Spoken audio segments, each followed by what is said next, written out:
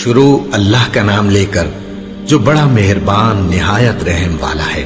سب تعریف اللہ ہی کو ہے جس نے اپنے محبوب بندے محمد صلی اللہ علیہ وآلہ وسلم پر یہ کتاب نازل کی اور اس میں کسی طرح کی گجی اور پیچیدگی نہ رکھی، بلکہ سیدھی اور سلیس اتاری تاکہ لوگوں کو عذاب سخت سے جو اس کی طرف سے آنے والا ہے ڈرائے، اور مومنوں کو جو نیک عمل کرتے ہیں خوشخبری سنائے کہ ان کے لیے ان کے کاموں کا نیک بدلہ یعنی بہشت ہے جس میں وہ ہمیشہ رہیں گے، اور ان لوگوں کو بھی ڈرائے جو کہتے ہیں کہ اللہ نے کسی کو بیٹا بنا لیا ہے۔ ان کو اس بات کا کچھ بھی علم نہیں اور نہ ان کے باپ دادا ہی کو تھا۔ یہ بڑی سخت بات ہے جو ان کے منہ سے نکلتی ہے، اور کچھ شک نہیں کہ یہ جو کچھ کہتے ہیں محض جھوٹ ہے۔ اے پیغمبر، اگر یہ اس کلام پر ایمان نہ لائیں تو شاید تم ان کے پیچھے رنج کر کر کے اپنے تئیں ہلاک کر دو گے۔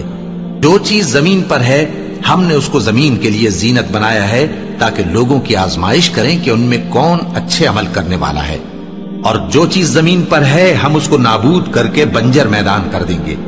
کیا تم خیال کرتے ہو کہ غار اور لوح والے ہماری نشانیوں میں سے عجیب تھے؟ جب وہ نوجوان غار میں جا رہے تو کہنے لگے کہ اے ہمارے پروردگار، ہم پر اپنے ہاں سے رحمت نازل فرما اور ہمارے کام میں درستی کے سامان مہیا کر۔ تو ہم نے غار میں کئی سال تک ان کے کانوں پر نیند کا پردہ ڈالے رکھا، یعنی ان کو سلائے رکھا، پھر ان کو جگہ اٹھایا تاکہ معلوم کریں کہ جتنی مدت وہ غار میں رہے دونوں جماعتوں میں سے اس کی مقدار کس کو خوب یاد ہے۔ ہم ان کے حالات تم سے صحیح صحیح بیان کرتے ہیں۔ وہ کئی نوجوان تھے جو اپنے پروردگار پر ایمان لائے تھے، اور ہم نے ان کو اور زیادہ ہدایت دی تھی، اور ان کے دلوں کو مربوط یعنی مضبوط کر دیا۔ جب وہ اٹھ کھڑے ہوئے تو کہنے لگے کہ ہمارا پروردگار آسمانوں اور زمین کا مالک ہے، ہم اس کے سوا کسی کو معبود سمجھ کر نہ پکاریں گے۔ اگر ایسا کیا تو اس وقت ہم نے بے عقلی کی بات کی۔ ان ہماری قوم کے لوگوں نے اس کے سوا اور معبود بنا رکھے ہیں، بھلا یہ ان کے معبود ہونے پر کوئی کھلی دلیل کیوں نہیں لاتے؟ تو اس سے زیادہ کون ظالم ہے جو اللہ پر جھوٹ باندھے؟ اور جب تم نے ان مشرکوں سے اور جن کی یہ اللہ کے سوا عبادت کرتے ہیں ان سے کنارہ کر لیا ہے تو غار میں چل رہو، تمہارا پروردگار تمہارے لیے اپنی رحمت وسیع کر دے گا اور تمہارے کاموں میں آسانی کے سامان مہیا کرے گا۔ اور جب سورج نکلے تو تم دیکھو کہ دھوپ ان کے غار سے داہنی طرف سمٹ جائے، اور جب غروب ہو تو ان سے بائیں طرف کترا جائے، اور وہ اس غار کے کشادہ حصے میں تھے۔ یہ اللہ کی نشانیوں میں سے ہیں، جس کو اللہ ہدایت دے وہ ہدایت یاب ہے، اور جس کو گمراہ رہنے دے تو تم اس کے لیے کوئی دوست راہ بتانے والا نہ پاؤ گے۔ اور تم ان کے متعلق خیال کرو کہ وہ جاگ رہے ہیں حالانکہ وہ سوتے ہیں، اور ہم ان کو دائیں اور بائیں کروٹ بدلاتے تھے، اور ان کا کتا چوکھٹ پر دونوں ہاتھ پھیلائے ہوئے تھا۔ اگر تم ان کو جھانک کر دیکھتے تو پیٹ پھیر کر بھاگ جاتے اور ان سے دہشت میں آ جاتے۔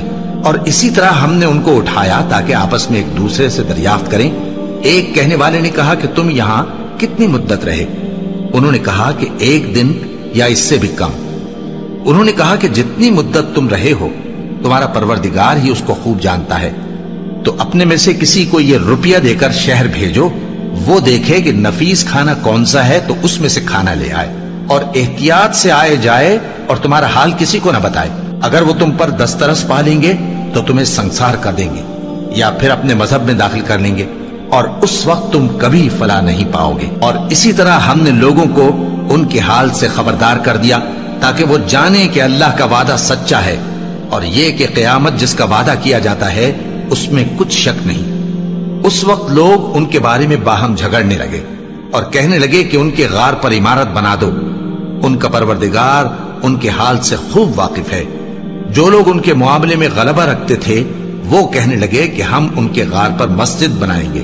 بعض لوگ اٹکل پچو کہیں گے کہ وہ 3 تھے اور چوتھا ان کا کتا تھا، اور بعض کہیں گے کہ وہ 5 تھے اور چھٹا ان کا کتا تھا، اور بعض کہیں گے کہ وہ 7 تھے اور 8واں ان کا کتا تھا۔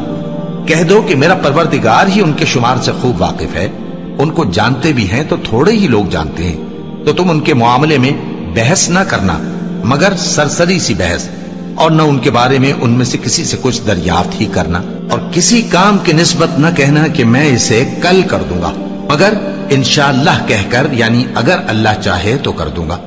اور جب اللہ کا نام لینا بھول جاؤ تو یاد آنے پر لے لو۔ اور کہہ دو کہ امید ہے کہ میرا پروردگار مجھے اس سے بھی زیادہ ہدایت کی باتیں بتائے۔ اور اصحاب کہف اپنے غار میں 9 پر 300 سال رہے۔ کہہ دو کہ جتنی مدت وہ رہے اسے اللہ ہی خوب جانتا ہے، اسی کو آسمان اور زمین کی پوشیدہ باتیں معلوم ہیں، وہ کیا خوب دیکھنے والا اور کیا خوب سننے والا ہے۔ اس کے سوا ان کا کوئی کارساز نہیں، اور نہ وہ اپنے حکم میں کسی کو شریک کرتا ہے۔ اور اپنے پروردگار کی کتاب کو جو تمہارے پاس بھیجی جاتی ہے پڑھتے رہا کرو، اس کی باتوں کو کوئی بدلنے والا نہیں، اور اس کے سوا تم کہیں پناہ بھی نہیں پاؤ گے۔ اور جو لوگ صبح و شام اپنے پروردگار کو پکارتے اور اس کی خوشنودی کے طالب ہیں، ان کے ساتھ صبر کرتے رہو، اور تمہاری نگاہیں ان میں سے گزر کر اور طرف نہ دوڑیں کہ تم دنیاوی زندگی کی رونقوں کے خواستگار ہو جاؤ۔ اور جس شخص کے دل کو ہم نے اپنی یاد سے غافل کر دیا ہے اور وہ اپنی خواہش کی پیروی کرتا ہے اور اس کا کام حد سے بڑھ گیا ہے، اس کا کہا نہ ماننا۔ اور کہہ دو کہ لوگوں، یہ قرآن تمہارے پروردگار کی طرف سے برحق ہے، تو جو چاہے ایمان لائے اور جو چاہے کافر رہے۔ ہم نے ظالموں کے لیے دوزخ کی آگ تیار کر رکھی ہے جس کی قناتیں ان کو گھیر رہی ہوں گی، اور اگر فریاد کریں گے تو ایسے کھولتے ہوئے پانی سے ان کی داد رسی کی جائے گی جو پگھلے ہوئے تانبے کی طرح گرم ہوگا اور جو ان کے چہروں کو بھون ڈالے گا۔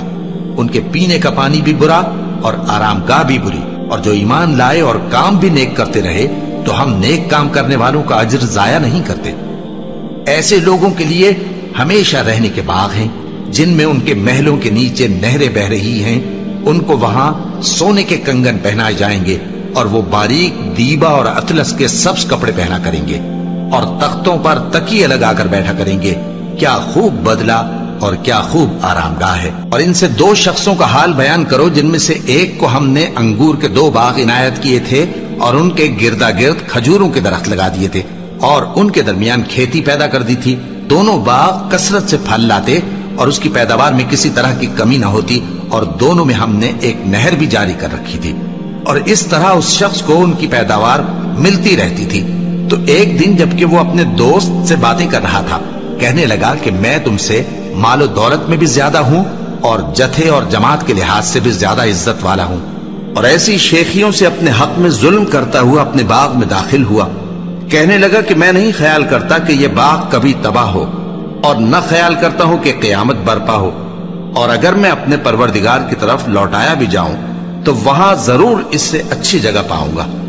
تو اس کا دوست جو اس سے گفتگو کر رہا تھا کہنے لگا کہ کیا تم اس ذات سے کفر کرتے ہو جس نے تم کو مٹی سے پیدا کیا، پھر نطفے سے، پھر تمہیں پورا آدمی بنایا؟ مگر میں تو یہ کہتا ہوں کہ اللہ ہی میرا پروردگار ہے، اور میں اپنے پروردگار کے ساتھ کسی کو شریک نہیں کرتا۔ اور جب تم اپنے باغ میں داخل ہوئے تو تم نے ما شاء اللہ لا قوت الا باللہ کیوں نہ کہا؟ اگر تم مجھے مال و اولاد میں اپنے سے کمتر دیکھتے ہو تو عجب نہیں کہ میرا پروردگار مجھے تمہارے باغ سے بہتر عطا فرمائے، اور تمہارے اس باغ پر آسمان سے آفت بھیج دے تو وہ صاف میدان ہو جائے، یا اس باغ کی نہر کا پانی گہرائی میں اتر جائے تو پھر تم اسے تلاش نہ کر سکو، اور اس کے میووں کو عذاب نے آ گھیرا اور وہ اپنی چھتریوں پر گر کر رہ گیا، تو جو مال اس نے اس پر خرچ کیا تھا اس پر حسرت سے ہاتھ ملنے لگا اور کہنے لگا کہ کاش میں اپنے پروردگار کے ساتھ کسی کو شریک نہ بناتا۔ اس وقت اللہ کے سوا کوئی جماعت اس کی مددگار نہ ہوئی اور نہ وہ بدلہ لے سکا۔ یہاں سے ثابت ہوا کہ حکومت سب اللہ کی ہے، جو معبود برحق ہے وہی بہترین ثواب عطا کرنے والا اور بہترین انجام لانے والا ہے۔ اور ان سے دنیا کی زندگی کی مثال بھی بیان کر دو کہ وہ ایسی ہے جیسے پانی جسے ہم نے آسمان سے برسایا تو اس کے ساتھ زمین کی پیداوار مل کر نکلی، پھر وہ چورا چورا ہو گئی کہ ہوائیں اسے اڑاتی پھرتی ہیں، اور اللہ تو ہر چیز پر قدرت رکھتا ہے۔ مال اور بیٹے تو دنیا کی زندگی کی رونق و زینت ہیں، اور نیکیاں جو باقی رہنے والی ہیں وہ ثواب کے لحاظ سے تمہارے پروردگار کے ہاں بہت اچھی اور امید کے لحاظ سے بہت بہتر ہیں۔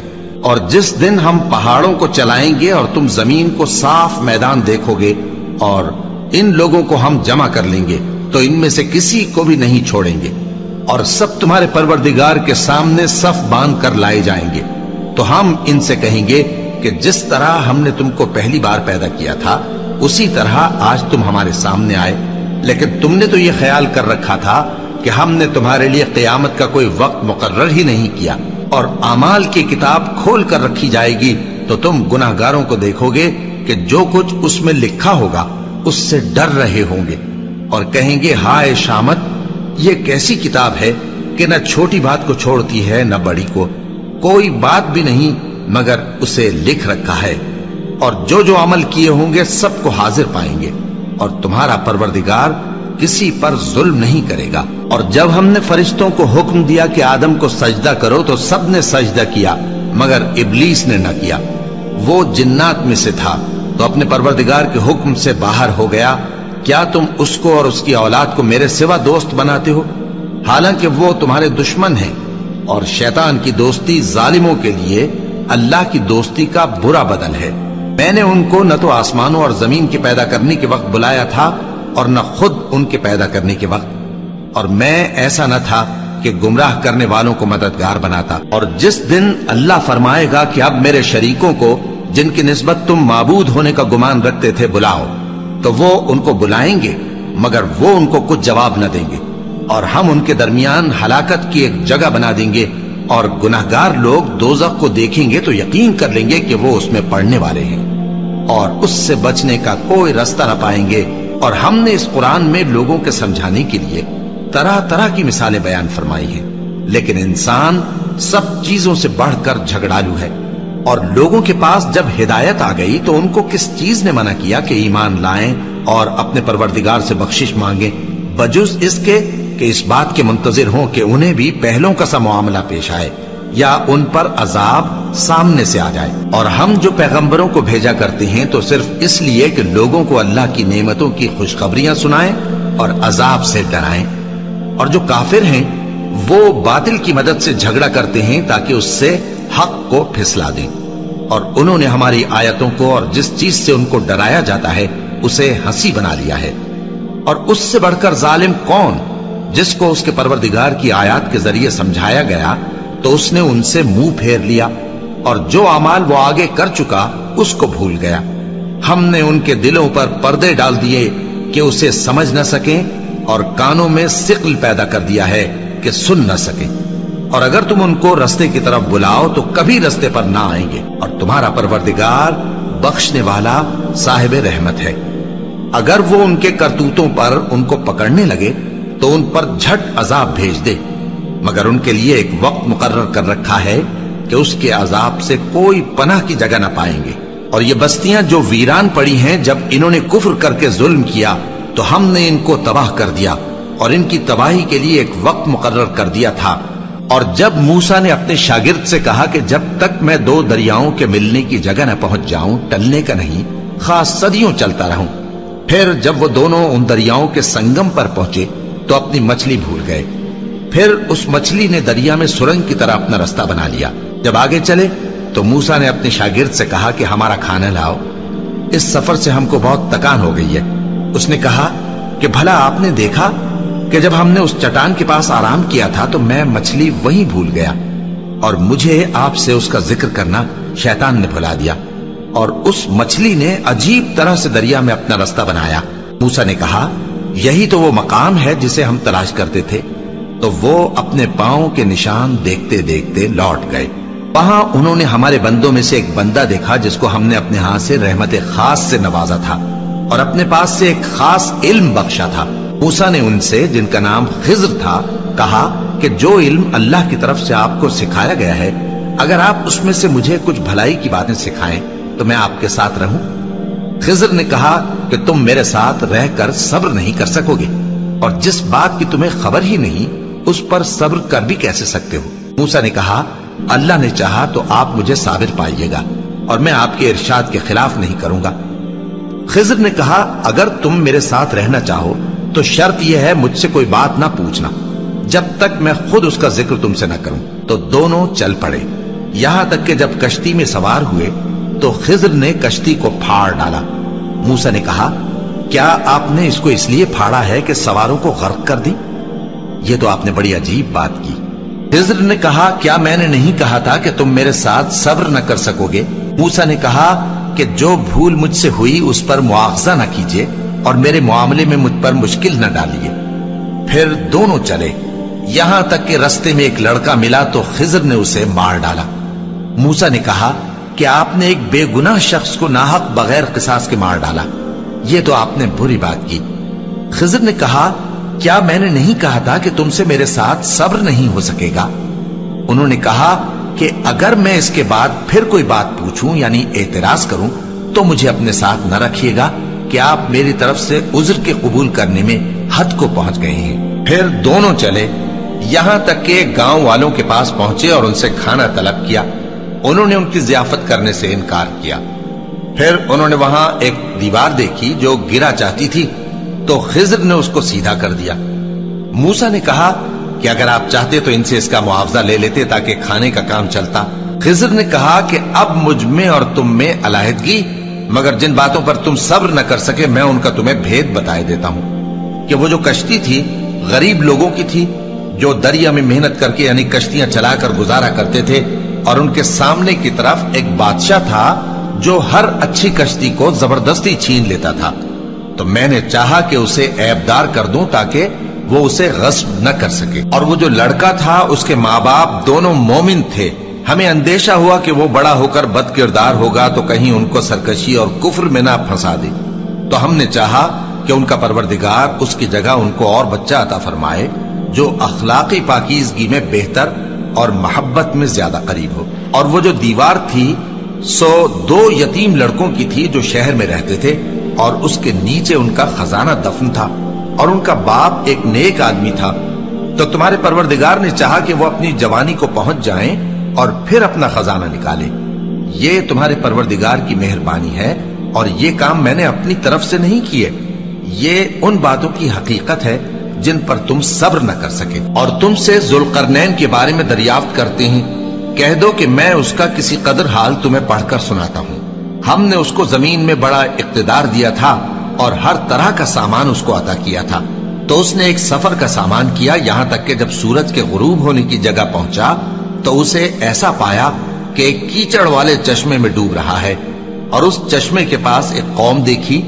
ہم نے کہا ذوالقرنین تم ان کو خواہ تکلیف دو خواہ ان کے بارے میں بھلائی اختیار کرو، دونوں باتوں کی تم کو قدرت ہے۔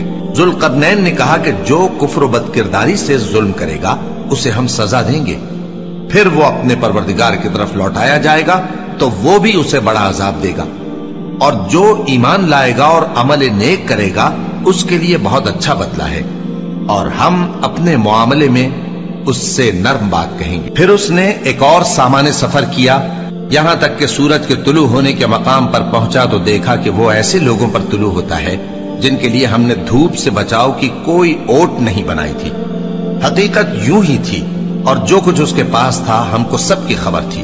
پھر اس نے ایک اور سفر کا سامان کیا، یہاں تک کہ 2 اونچے سیدھے پہاڑوں کے درمیان پہنچا تو دیکھا کہ ان کے اس طرف کچھ لوگ ہیں کہ بات کو سمجھ نہیں سکتے۔ ان لوگوں نے کہا کہ اے ذوالقرنین، یاجوج اور ماجوج اس علاقے میں فساد کرتے رہتے ہیں، بھلا ہم آپ کے لیے خرچ کا انتظام کر دیں کہ آپ ہمارے اور ان کے درمیان ایک دیوار کھینچ دیں۔ ذوالقرنین نے کہا کہ خرچ کا جو مقدور اللہ نے مجھے بخشا ہے وہ بہت اچھا ہے، تم مجھے قوت بازو سے مدد دو، میں تمہارے اور ان کے درمیان ایک مضبوط رکاوٹ بنا دوں گا۔ تم لوہے کے بڑے بڑے تختے میرے پاس لاؤ۔ چنانچہ کام جاری کر دیا گیا، یہاں تک کہ جب اس نے دونوں پہاڑوں کے درمیان کا حصہ برابر کر دیا اور کہا کہ اب اسے دھوکو، یہاں تک کہ جب اس کو دھونک دھونک کر آگ کر دیا تو کہا کہ اب میرے پاس تانبا لاؤ کہ اس پر پگھلا کر ڈال دوں۔ پھر ان میں یہ قدرت نہ رہی کہ اس پر چڑھ سکیں اور نہ یہ طاقت رہی کہ اس میں نقب لگا سکیں۔